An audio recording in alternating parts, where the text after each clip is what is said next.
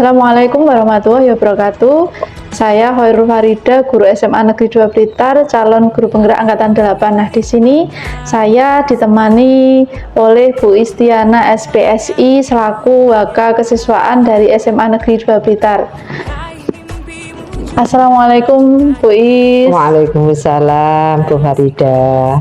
Selamat pagi Bu. Selamat pagi juga. Bagaimana Bu kabarnya hari ini? Alhamdulillah sehat, baik, luar biasa. Oke. Hari ini gimana Bu? Sibuk nopo?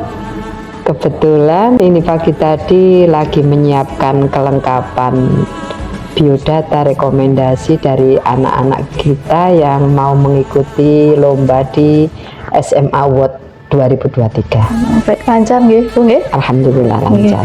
Alhamdulillah. Jadi saya mohon izin Bu Is, hari ini saya akan mewawancarai panjenengan terkait pengambilan keputusan selaku wakil kepala sekolah yang ada di SMA 2, ngaten nggih? Insyaallah, monggo Mbak. Tujuan wawancara ini adalah untuk mengetahui dan menganalisis bagaimana Bu Is selaku wakil kepala sekolah dalam mengambil keputusan terkait prinsip, paradigma, dan langkah-langkah yang diterapkan. Mungkin bisa diceritakan bagaimana Bu Is mengidentifikasi kasus-kasus yang sudah pernah dialami terkait dengan kasus dilema etika ataupun kasus bujukan moral. Iya, mungkin yang ingin saya mulai dari perbincangan ini antara pemahaman saya tentang dilema etika dengan bujukan moral. Sekilas saya mengambil inti dari kedua diksi itu. Kalau ini setahu saya ya Bu Farida ya, kalau dilema moral itu kan kedua-duanya hal yang baik, hal yang benar, tetapi kita kan harus mengambil kebijakan itu. Kalau bujukan moral, satu baik, satu tidak baik, tetapi bagaimana kita bisa membuat kebijakan yang baik yang bisa diterima oleh semuanya. Memang selaku waka kesiswaan ada banyak hal yang bisa kita identifikasi dari problematika, dari hal-hal yang terjadi di siswa SMA Negeri 2. Tetapi pada prinsipnya kalau saya amati semua kejadian, semua peristiwa yang berkenaan dengan siswa, saya rasa semuanya dalam batas kewajaran, dalam batas normal, sesuai dengan kenakalan, sesuai dengan hal-hal yang dialami oleh anak-anak tersebut. Saya kira tidak ada yang ekstrim yang terjadi di SMA Negeri 2 Blitar.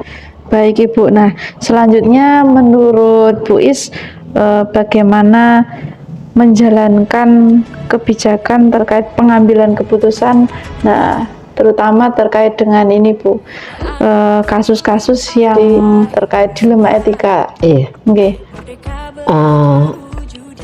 Kebetulan saya selain diamanati sebagai waka kesiswaan, saya juga lama di SMA 2 itu sebagai koordinator BK.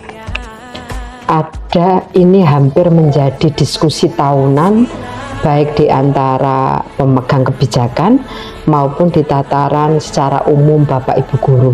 Kebetulan sebagai koordinator BK, dan itu kan bersinergi juga dengan waka kesiswaan.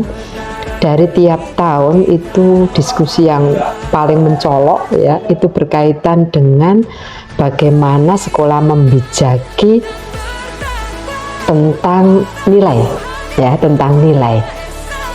Kita tahu dan Bu Farida tahu, dan ini bukan hal yang rahasia, di sekolah manapun itu kan pasti ada Bapak Ibu yang berpegang teguh terhadap idealismenya, tetapi ada Bapak Ibu yang cukup toleran ya, cukup toleran tentang ini dalam tanda kutip ya, tentang pemberian nilai di rapot atau di capaian belajar anak-anak.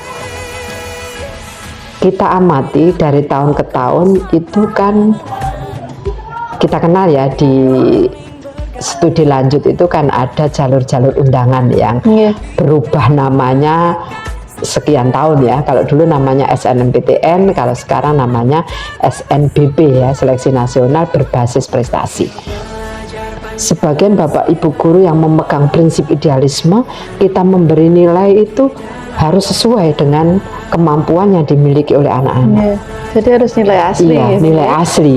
Tetapi sebagai koordinator BK yang bersinergi dengan Wakakesiswaan yang saat ini kebetulan amanat itu diberikan kepada saya memperjuangkan bagaimana Bapak Ibu guru bisa memahami, bisa memberikan toleransi bahwa anak-anak kita yang di luar sana itu sudah diolah semuanya nilainya. Tapi kalau kita masih patuh ya dengan prinsip-prinsip yang kita pegang, ya baik, ini kan betul, betul.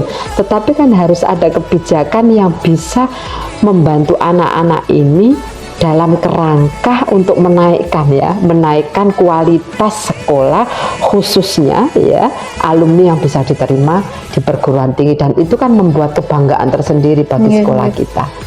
Dan diskusi itu tahun bertahun dan alhamdulillah di tahun ini luar biasa, Bapak Ibu ternyata bersepakat paling tidak itu ada ya tidak kemudian nilai itu disulap sedemikian drastis atau ekstrim, tetapi bagaimana kita bisa paling tidak memberikan toleransinya sedikit agar bisa memberikan nilai yang lebih bagus daripada capaian sebelumnya, tetapi tidak terlalu ekstrim, dan itu alhamdulillah berhasil. Saya rasa ini kan baik dan dibijaki oleh kepala sekolah seperti itu, dan alhamdulillah capaian di tahun ini untuk SNBP luar biasa.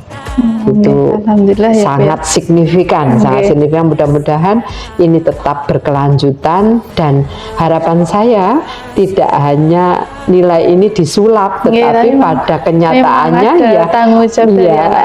anak-anak dan kita memberikan pembelajaran yang lebih lagi sehingga tidak ada kesan seperti itu.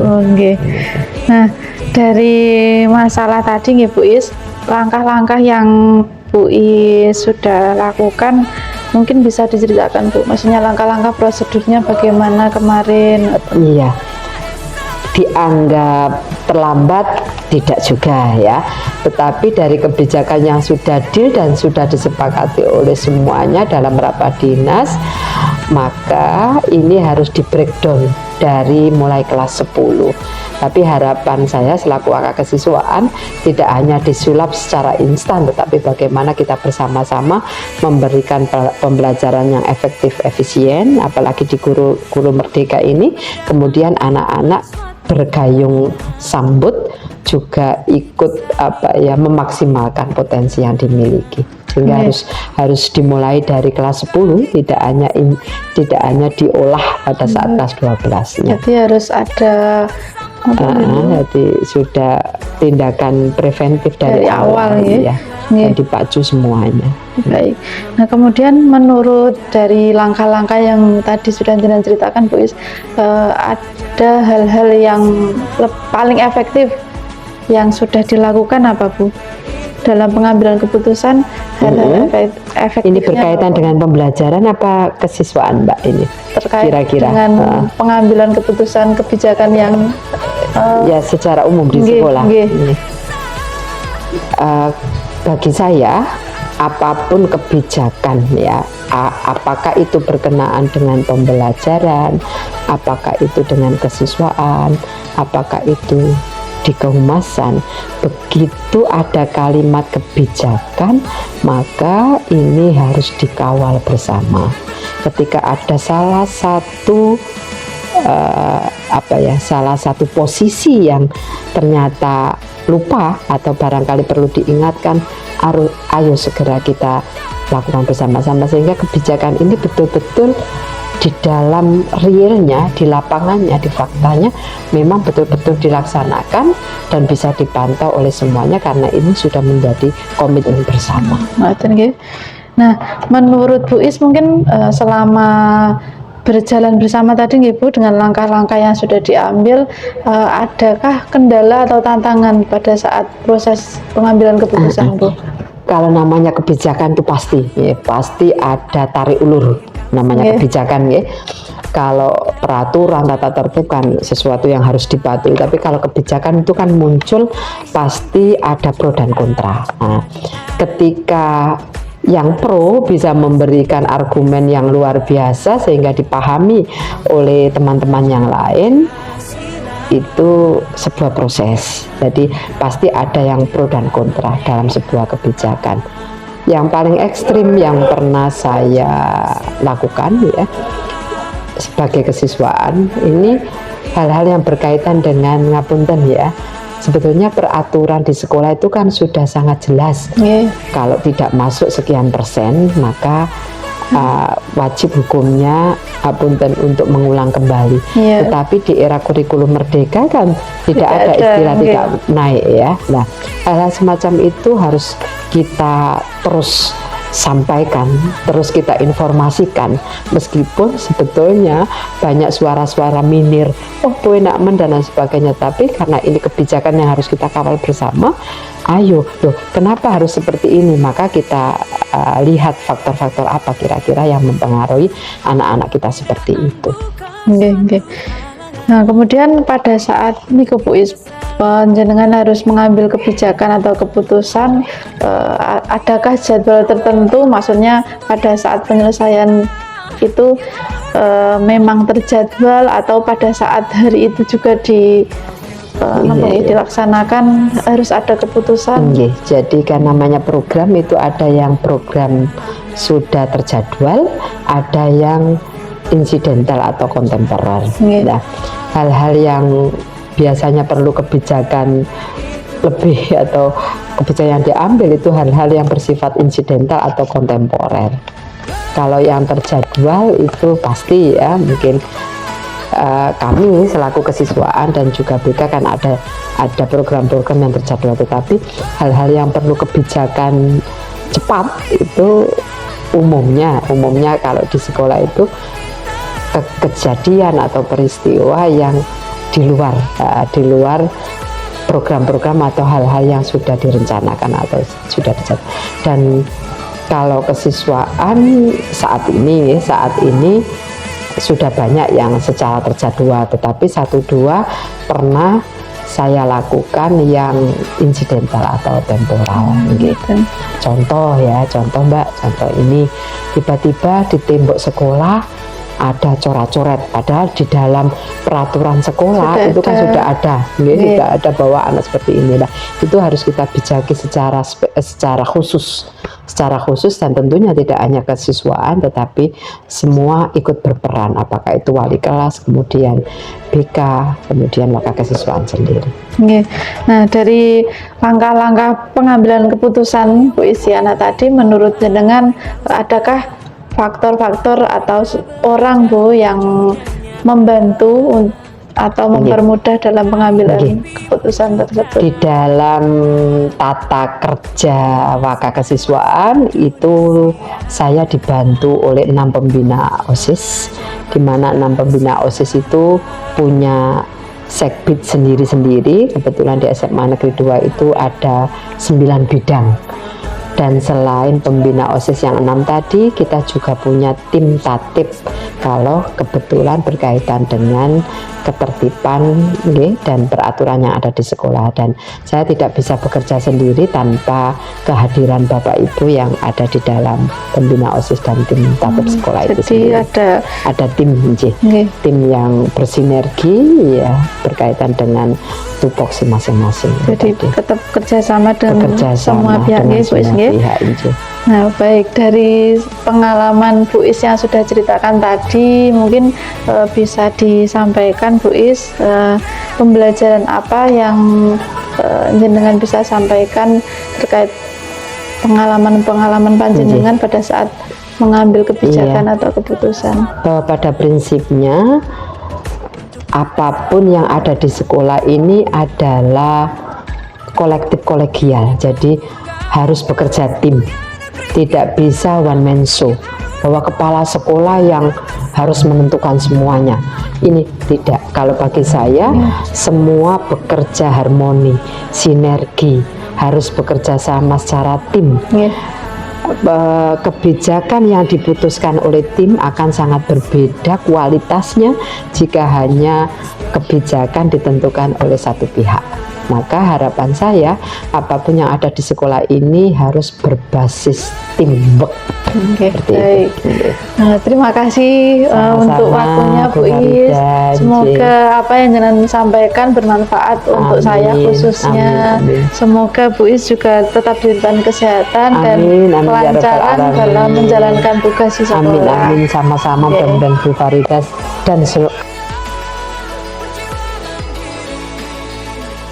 Assalamualaikum warahmatullahi wabarakatuh. Waalaikumsalam. Masih bersama saya dengan Khairul Farida, guru SMA Negeri Jawa Blitar, calon guru penggerak angkatan 8. Nah, di sini saya bersama Ibu Kepala Sekolah. Monggo diperkenalkan Ibu. Terima kasih. Assalamualaikum warahmatullahi wabarakatuh. Kenalkan, nama saya Ibu Sakti Nugraharini, biasa dipanggil Ibu Sakti. Itu saya kepala sekolah SDN 2 Sentul. Mohon izin ya Ibu. Siap. Monggo. Assalamualaikum Ibu. Waalaikumsalam. Bagaimana kabarnya hari ini? Alhamdulillah sehat Mbak semuanya. Hari ini full sekali ya Bu Itu kegiatannya. dengan kegiatan mulai pagi. Nggih. Baru selesai. Nggih. Mohon izin Ibu, saya PGP Angkatan 8 ingin mewawancara Ibu terkait pengambilan keputusan. Jadi tujuan wawancara saya ini nanti ingin mengetahui dan menganalisis bagaimana Ibu sebagai kepala sekolah dalam mengambil keputusan seperti itu, nggih. Ya. Mungkin bisa diceritakan Ibu bagaimana Ibu dalam mengidentifikasi kasus-kasus yang merupakan problematika di sekolah. Ketika kita mengidentifikasi sebuah permasalahan yang sedang dihadapi, saya menggunakan sudut pandang hukum, moral. Bila kasus yang dihadapi merupakan sebuah perbuatan yang bertentangan dengan hukum, maka saya menyimpulkan bahwa kasus tersebut merupakan rujukan moral. Namun jika kasus yang dihadapi merupakan sebuah kasus yang sama-sama memiliki nilai kebenaran, maka itu adalah sebuah dilema etika. Selanjutnya ketika saya mengambil sebuah keputusan di mana semua memiliki nilai kebenaran, saya akan melakukan identifikasi secara Oke, terima kasih. Selanjutnya bagaimana untuk menjalankan pengambilan keputusan terutama untuk masalah yang terkait dengan nilai-nilai pendidikan itu. Untuk mengidentifikasi yang terkait dengan masalah tersebut adalah menentukan mana keputusan yang saya ambil ini nanti akan menguntungkan semua pihak apa tidak. Jadi yang kita ambil adalah kita identifikasi dulu apakah ini menguntungkan hanya satu orang atau sekelompok atau menguntungkan orang banyak. Utamanya yang kita utamakan adalah yang menguntungkan semua pihak, utamanya di sekolah. Itu tidak ada yang merugikan gitu. Kemudian langkah atau proses seperti apa yang dilakukan dalam pengambilan keputusan selama ini? Dalam pengambilan keputusan biasanya kami identifikasi dengan orang-orang atau teman-teman yang punya masalah tersebut. Kemudian kita mengajak ngomong-ngomong, komunikasi dengan teman-teman tersebut. Setelah itu kalau ada hubungannya dengan orang lain, kita mengajak orang yang ada hubungannya tersebut. Kalau hubungannya dengan sekolah, namanya karena kita pengambilan keputusan itu tidak hanya pada saya, karena ada kita tim di sekolah, maka kita mungkin juga kita bisa mengajak komite atau paguyuban sesuai dengan tujuan. Oke. Terus kemudian hal apa saja Bu yang menurut jenengan efektif dalam pengambilan keputusan terkait kasus zina etika? Yang efektif ya ketika kita mengajak semua pihak yang ada ada masalah, dan nanti yang itu yang kita ajak ngomong-ngomong, kita carikan solusi, kita ajak mencari solusi bersama. Biasanya jadi semua bisa merasakan keuntungannya, tidak ada yang dirugikan. Baik, kemudian mungkin ada tantangan-tantangan. Tantangan itu terjadi apabila ya kita sebagai manusia itu tidak gampang ya. Ketika kita sudah berjalan di rel yang baik, kemudian ada orang luar, di luar kita, di luar sekolah atau di luar katakan masyarakat umum yang sulit untuk kita ajak bicara, itu kesulitannya di sana. Nah, dengan biasanya kalau ada yang kaitannya dengan masyarakat, itu kita juga mengajak tokoh-tokoh masyarakat untuk duduk bersama. Kemudian prosedurnya bagaimana Bu dalam penyelesaiannya? Apakah jadwal tertentu atau pada saat ada kasus di rumah itu langsung diselesaikan atau bagaimana? Ketika kasus itu kecil katakan, atau kasus itu memang bisa diselesaikan sesaat, kita langsung selesaikan. Ketika kasus itu kok membutuhkan waktu yang lama, maka kita jadwalkan untuk ada mediasi, ada pertemuan, musyawarah untuk menyelesaikan. Itu tergantung kasusnya. Baik. Kemudian adakah faktor-faktor itu yang menentukan jenengan dalam penyelesaian pengambilan keputusan ini dapat mempermudah atau membantu ibu? Jadi, ketika semua paham terhadap permasalahan tersebut, kemudian dipahami solusi yang kita sampaikan itu bisa diterima oleh semua, saya kira itu lebih dari semua yang disampaikan dari awal sampai akhir tadi Ibu, menurut panjenengan pembelajaran yang dapat Ibu ambil dari pengalaman Ibu juga terkait pengambilan keputusan dengan beberapa kasus dilema etika nopo Bu? Semua kasus itu bisa diselesaikan asalkan kita selesaikan dengan musyawarah, dengan semua paham terhadap permasalahan yang dihadapi tadi. Kemudian kalau ada solusi, semua menerima solusi. Saya kira itu yang menjadi. Terima kasih untuk waktunya Ibu. Saya berharap nanti wawancara ini dapat bermanfaat untuk saya khususnya. Jadi terima kasih banyak. Semoga Ibu diberikan kesehatan. Kita bisa bertemu lagi. Terima kasih kembali Mbak sudah silaturahmi di sini. Semoga apa yang panjenengan dapatkan ini bukan menjadi satu-satunya dari hal yang mungkin panjenengan bisa mengkombinasikan ketika ada permasalahan-permasalahan, dan semoga apa yang panjenengan didapat di titik ini nanti bermanfaat bagi panjenengan sendiri, khususnya umumnya dari dunia sendiri. Terima kasih Bu. Terima kasih kembali Mbak. Baik, sekian dari hasil wawancara saya akhiri. Wassalamualaikum warahmatullahi wabarakatuh. Waalaikumsalam.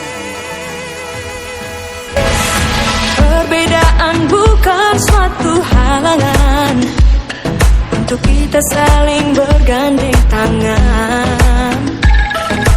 Bineka Tunggal Ika, semboyan negeri kita yang harus kita jaga bersama.